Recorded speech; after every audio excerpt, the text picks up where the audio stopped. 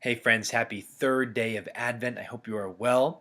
So, day one, we talked about the notion of home, what it means to be at home in our faith in the presence of God.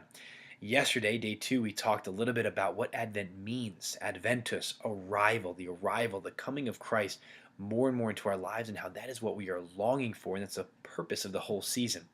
Today, we're going to talk about making the journey during this Advent season, but obviously the journey of our whole lives, which is what the season really speaks to. It's a snapshot into the reality of the entirety of our lives.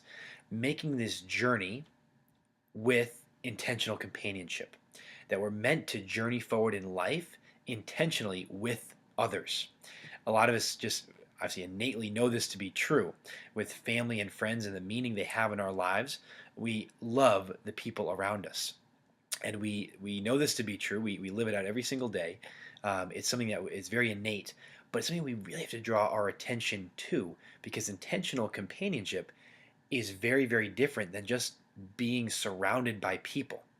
A great example of this is a workout I did earlier today with one of my best friends, Drew. For those of you who know him, he's Mr. Extreme.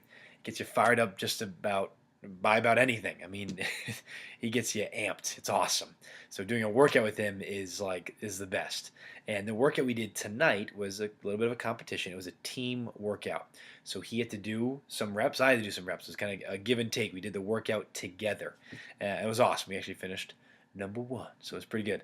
The cool thing about the workout, about the example of this, is it speaks so true to the desire and the need we have for this intentional companionship in the journey of the Advent season and the journey really of our lives. For the workout tonight, Drew could have showed up, or I could have showed up, and we could have still been in the same gym, same environment, doing the same workout, but not together. He could have been doing part of it, I could have been doing part of it, and we could have been doing it just very separately. That totally could have been the case. And oftentimes that is the case in our lives, that we show up into one another's lives, or people show up into our lives, but it's not intentional. Obviously, the two best examples I think are kind of the workplace, or the school that we attend, that we go to, um, and our home community, where we live, who we live with. We're surrounded by people sometimes all the time. Sometimes to a point of being, annoying. It's like, man, I see this person literally all the time. But it's a good thing. It trains us in love, and we'll touch on that in just a moment. So we're surrounded by people. They show up, or we show up into their lives. But that's so different than intentionality, than really journeying with them, than doing the workout together, so to speak. Drew and I didn't just show up and do it kind of separately, just do our own thing. We decided to come together to do something awesome, to do a great workout together. And like I said, we finished number one, so it was great. But that is so important. The people that are in our lives are there for a reason. They're not there to make us feel good. That's a very self-centered way of living and really interacting in our lives. I hear sometimes people say, and sometimes I say it myself, I like to surround myself with people that make me feel good. That's really self-centered and self-absorbed. That's not the avenue of love. That's a very weak love. And because we're made for love, we want the most amount of love. So God gives people into our lives. He gives us situations where we interact and we are surrounded by people, so we can form an intentional relationship with them. Not a sense of what can you do for me, because that's a sense of utility. It's a sense of how can I use you for my pleasure or for my gain.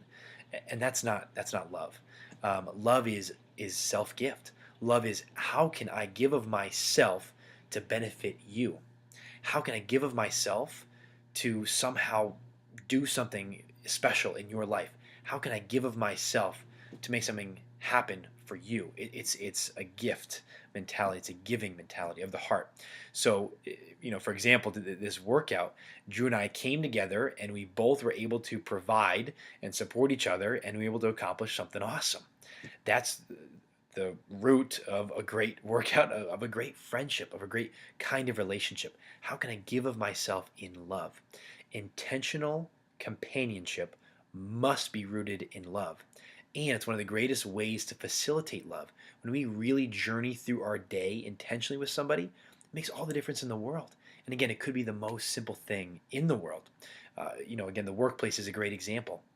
if you're intentionally engaging with somebody, if you offer to do things for them, if you offer to get them the extra cup of coffee, or you just ask, how was your weekend, and really care about the answer, it makes all the difference in the world. They're not just there to, to be, someone that you're surrounded by in the workplace, for no reason. They're there intentionally. God has put them in your life for a reason, and that interaction is meant to take place so you can give and exchange in that gift of love.